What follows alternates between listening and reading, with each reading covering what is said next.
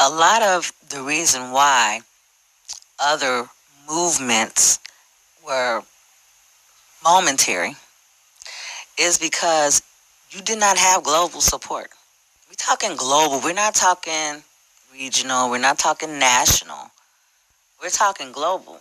Global. And when you think about, I think us in the United States, we have a tendency to think that everybody thinks the way we think about things, that everybody is aspiring to be how we are in this country, that we are the best thing since sliced bread, and that, whatever. And that's could be furthest from the truth. If you've traveled anywhere, you would know that people are very proud of where they come from. They just want their situation better. So if they can't make it better, sometimes they have to leave. What's the difference? What is the difference? And so I think that people really need to, especially the people, in the scared camp or the y'all gonna get killed camp, really need to sit down and do a deep dive. This is not whenever something. See, I think a lot of people have the opinion that, the NFAC is trying to be like the black Superman. Like, okay, soon as some injustice happens, dun, dun, dun, dun, here comes NFAC coming to the rescue. That's not. Please speak to that, because people have asked me, well, how come the NFAC hasn't come here? Well, how come the NFAC hadn't come there? Well, my brother got you. Well, that's your brother. What did you do?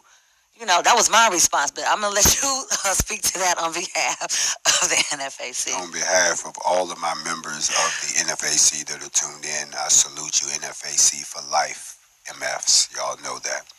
And for all the people that have been inspired by the creation of the NFAC, whether it was the Stone Mountain Revenge Objective or the trying to get justice for Breonna Taylor initiative, which is still going on in Louisville, or any of our other endeavors that we've managed to take on, I salute all of you, including all of my partners worldwide. I salute all of you before I answer this. The NFAC is not the global police. It's not the black police. We're not the black Batman. And we're not supposed to run around and address every injustice that's ever happened. So stop. Stop with the why don't we? Because I'm going to come right back at you and say, why haven't you?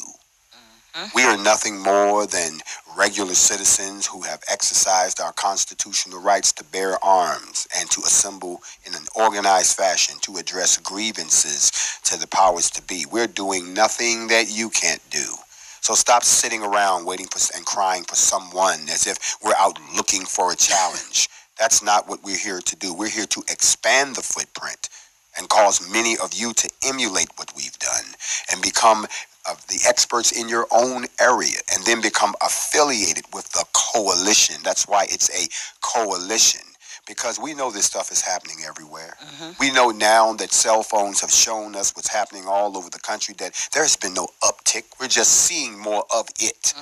Okay? But the problem with that is a lot of the systems that have been in place that keep these things buried, like the Ahmaud Arbery case, if there was no video of that this guy, for the life of me, I would never have released if I was involved, because of these things reaching the public, and now because of the internet and because of social media.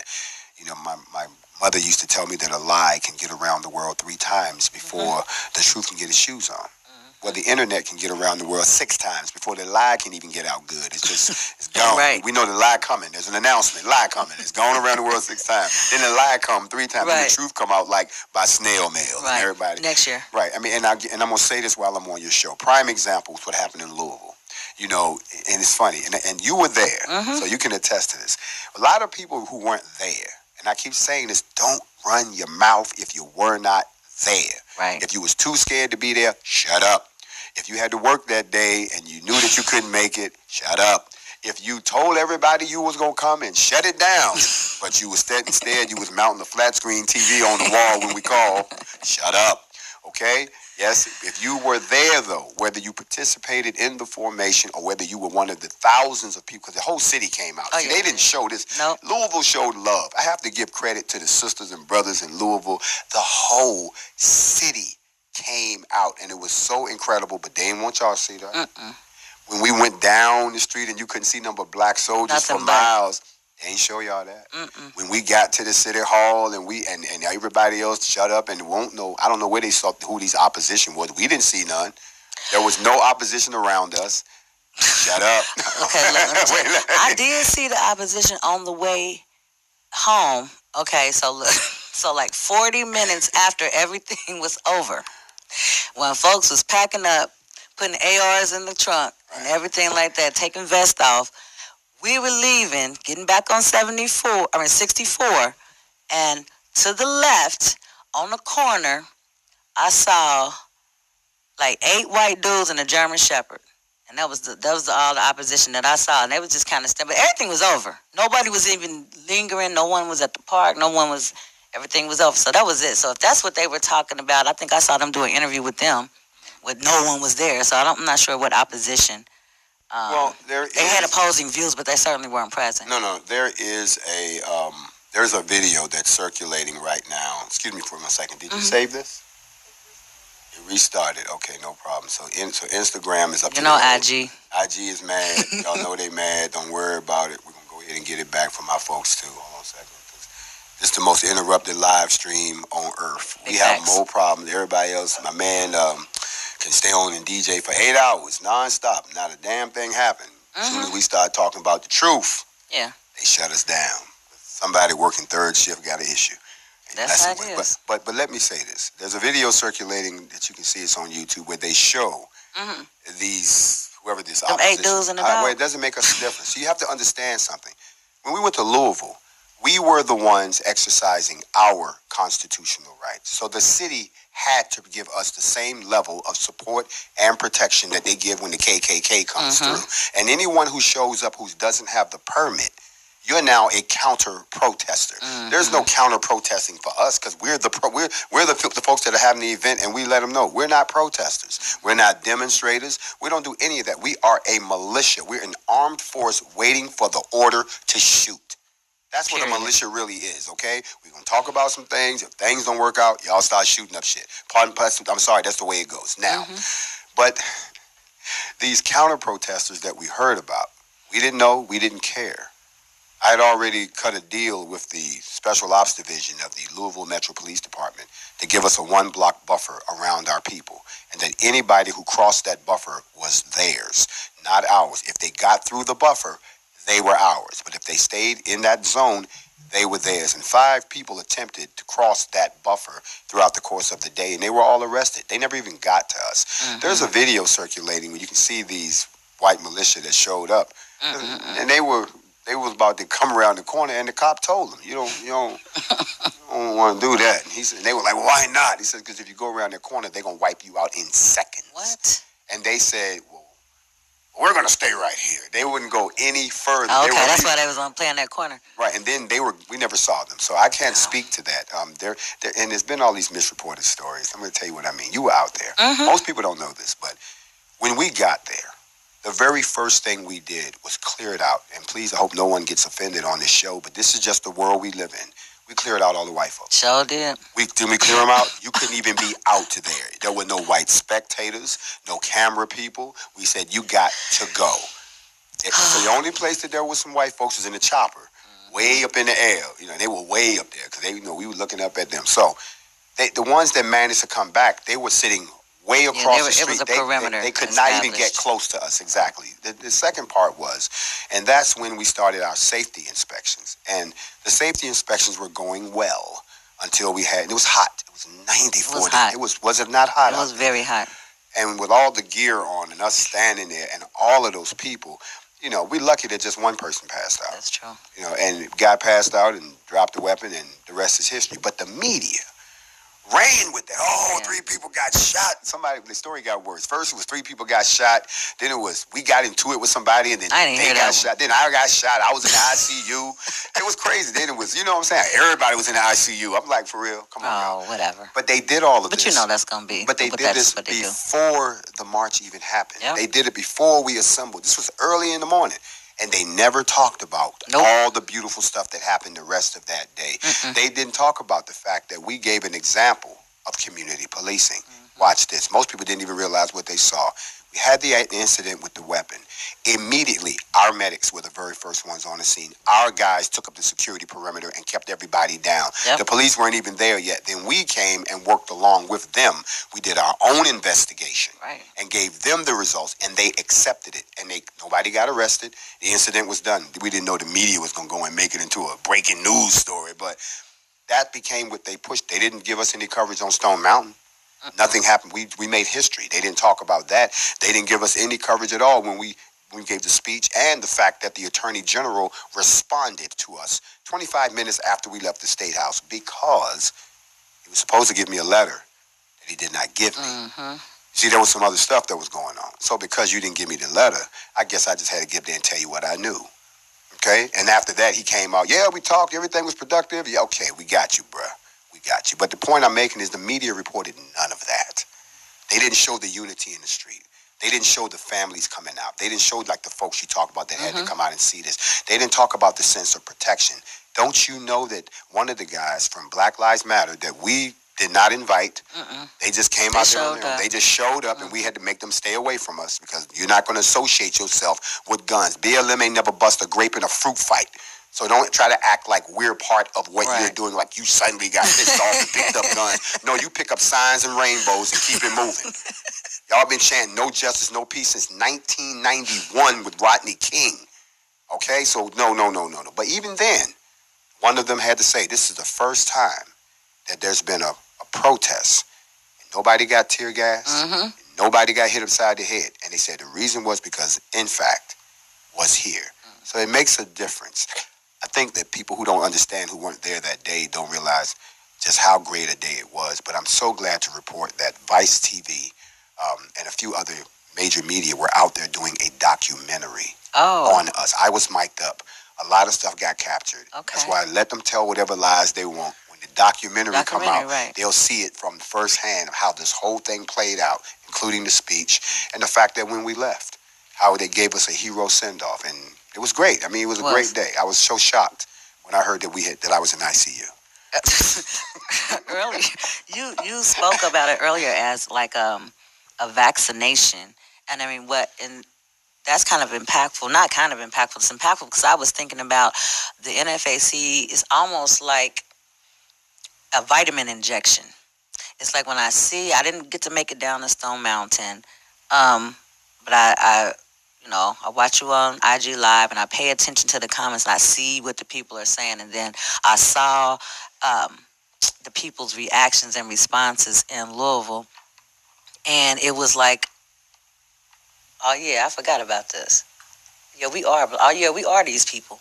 Oh yeah, we are. Yeah, we don't take shit. Oh yeah, we don't. They woke up. They woke up. They woke up. Yeah. And it's very powerful because, like I said, the security part of it, and there's been, I guess, conversation, especially amongst Black women, about how we no longer feel safe around Black men like we used to, or we used to be able to. Yeah. So if I'm walking into a crowd and I see, a bunch of Black dudes, why am I hesitant? Right. Why am I feeling afraid? Why do I feel like somebody's going to get on something? There was none of that.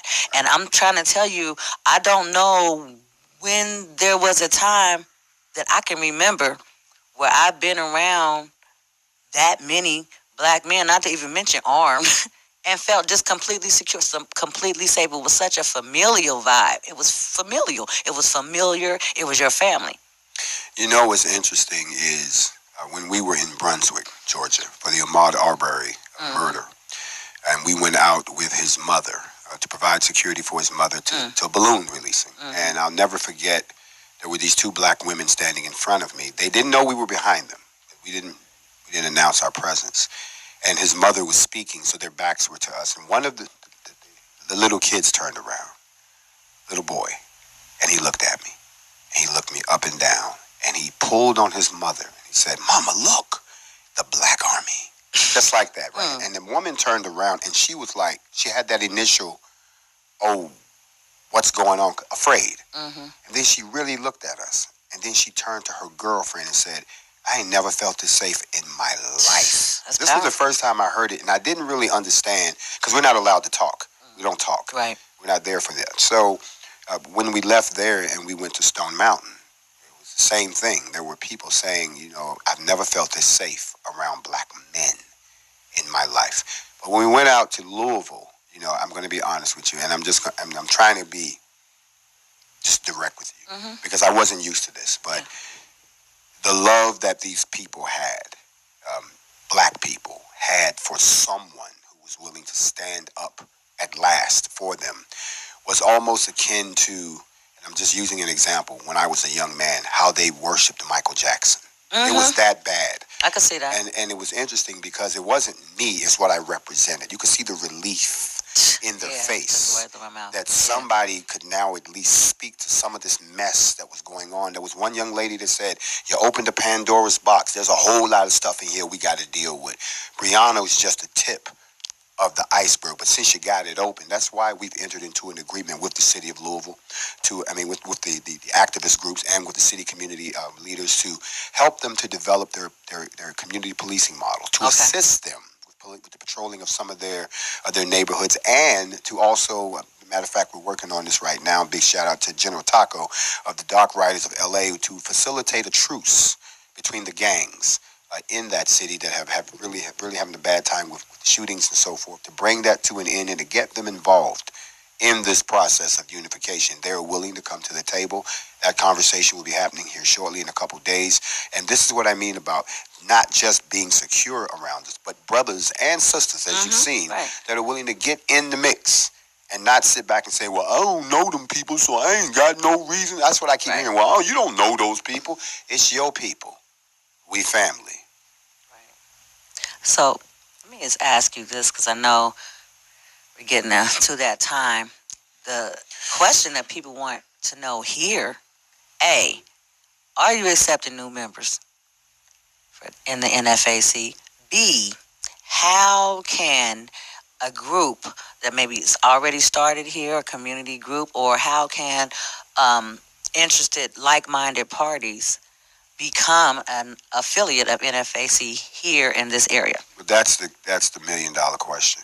In the beginning, it was lottie-dottie, everybody. Want to join? Come on in.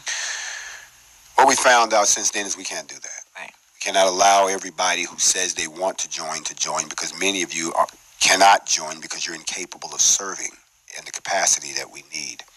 What we've also found out is that our people have been systematically discriminated against in the law enforcement and in the judicial system. So you've been robbed of certain privileges that the uphill battle to get them back for you would not be beneficial for this organization. We have gotten people's rights restored that are felons so that they can be a part of us.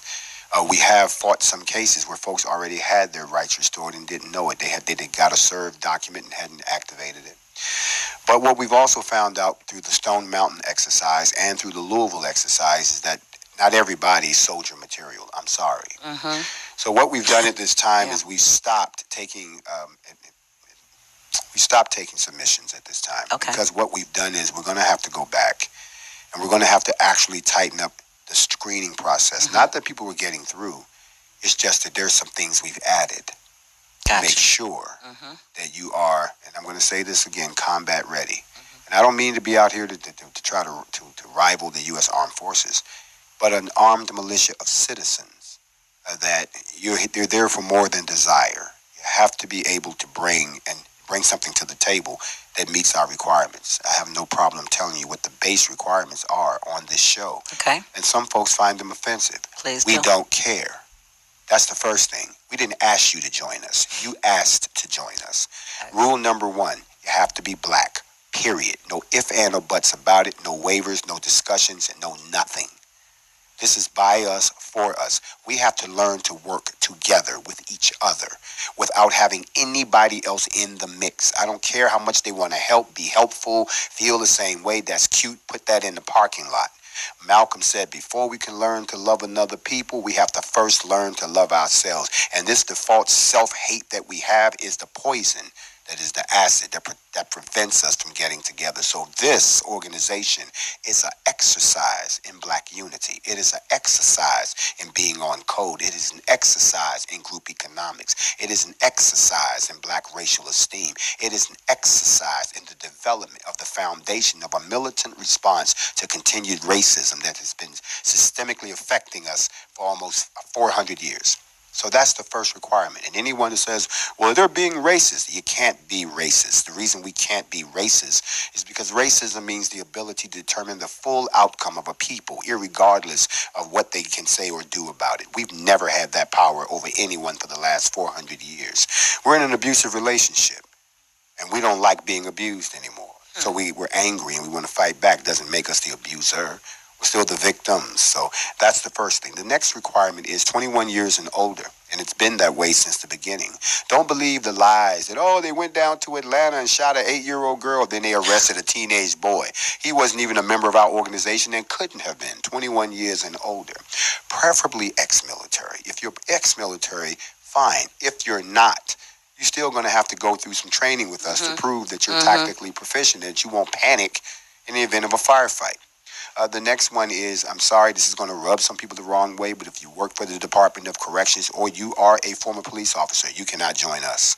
No 12. Anyone who's ever been a part of that organization, which is a culture. It is a culture. Yes, you may be a good person, but we cannot have you make the jump from that culture to this culture because you might have a flashback. And because we learned our lessons from COINTELPRO and Operation Black Messiah and all the lessons that J. Edgar Hoover taught us, we would not open ourselves up. There are people running around who want to hope the worst. Oh, they're infiltrated. Oh, you're a snitch. No. We're not going to let you infiltrate us, and you're a snitch. You're the agent, because if an agent is doing what I'm doing, then I have to ask an agent for who? What kind of program is this? You're going to get us all killed. Do I look like I'm trying to get y'all killed, or do I look like I'm trying to lead us to liberation? So those are the qualifications at the very outset before you even apply. Okay. Then once you apply, you will undergo a background check. We will verify your criminal record. We will verify that you are who you say you are. And then after that, if you have any other type of qualifications that are an asset to, we'll talk about that at that time. If you pass through that phase, then you have to go through what we call a chapter organization, which means you have to have enough folks in your area to form a chapter. Y'all hear that? The minimum number is 5. The maximum number is 15. Okay. Once you have your chapter assembled and you provided all that information for us to go ahead and get you through the background process, and we find out that you're not someone that's actually detrimental to our organization, there's one last requirement. You can't have any affiliations with any organization that we don't rock with, starting with Black Lives Matter. Hear that? No BLM. You can cancel that. Don't even think about us. Keep on doing what you're doing. Wave flag. Keep on singing songs. Okay? Don't come our way. We have nothing but disgust for you at this time, and I've made that public. This is nothing new. If you are a part of an organization that is sexist, if you're all for women, that's it. Don't call us, because we're all for everybody. We're black first. Everything else second. That's why you see sisters out there holding the front with us. My entire bodyguard legion is nothing but women. I don't trust men, because every great leader that we've had has been killed while in the care of black men. That's true. So thank you, Prince T'Challa, for giving me that idea.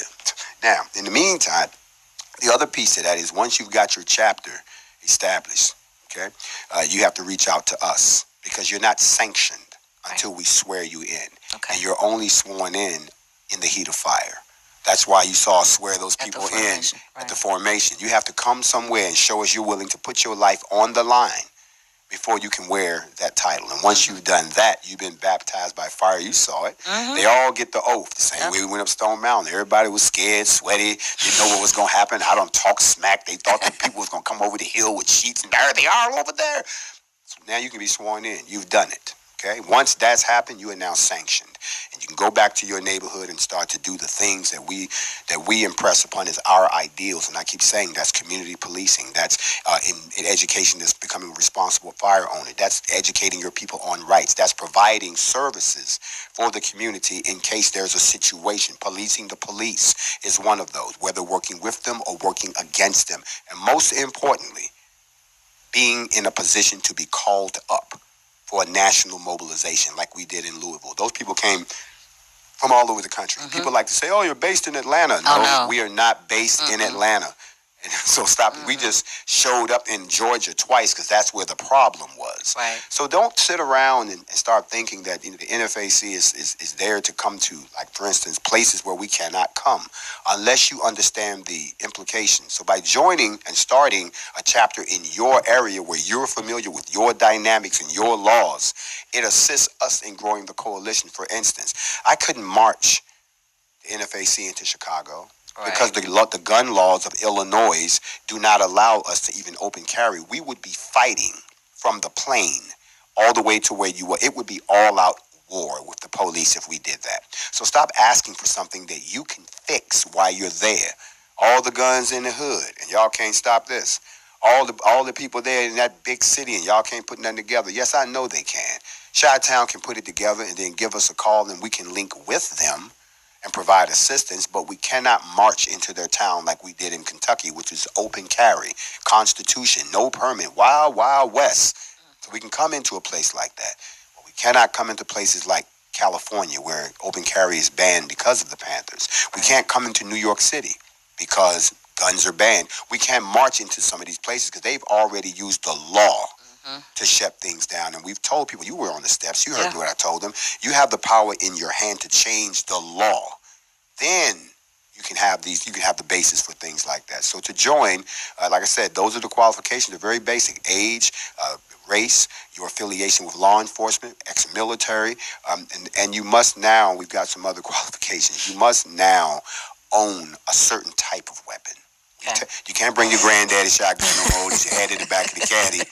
You know what I'm saying? The joint that ain't been fired since 1972. Yeah. You know, we ain't doing that no That's more. Needed. Right. We're not doing that no more. And not only that, you also have to bring us proof of your last marksmanship record. There you go. That week. You can't. When the last time you shot? Oh, I shot last week. Let me see a sheet. And we're going to call it the range. Was this bro in there? So you can't bring nobody else's stuff. Right, nobody else's sheet. So, you can't do that no more. So that's how. So if you've already got an organization in your town and you want to align with us, reach out to us at info@blacknfac.com. Reach out to us and write out, hey, listen, this is what we've been doing. We think we align with you. Let's get in alignment. No problem. We'll reach back out to you. But what we will not do is, and this has actually happened, to be honest, we will not sanction people who have their own agenda, and then something happens in their city, and the first thing they want to cry, I'm part of NFAC. Right. And we're like, no, you went out there and murdered him on your own. Right. Okay, we didn't give you no instructions. You're not even supposed to be out there doing what you was doing. Right. What are you doing out there? I want to. No. Yeah. This is not blanket protection. That is not how we move forward. Right. I mean, that's growth, and that's what I think people need to realize. The NFAC, I mean, it's grown so fast. Look, when I first started watching your videos, I think you had 40-something thousand followers. It's like 140-something. And this is like in some... I actually had only 3,000. Did you? I saw 3. I thought it was 30. So it was 3,000. Now it's 140,000 or something crazy. It's grown exponentially, and you have to tighten things up. So you have to have more regulations. You have to have steeper requirements. You just have to. And so for the naysayers and people that are, very, very critical, you'll find out if ever you venture out to try to organize anything. It's hard to control grown folks. You can have all of the stipulations and rules in place that you want to, and then there's always another element, which comes as far as, freedom to do what you want to do, freedom to say what you want to say. So it's very difficult. So I want you all to, if this is not your bag, if militia, if guns scare you,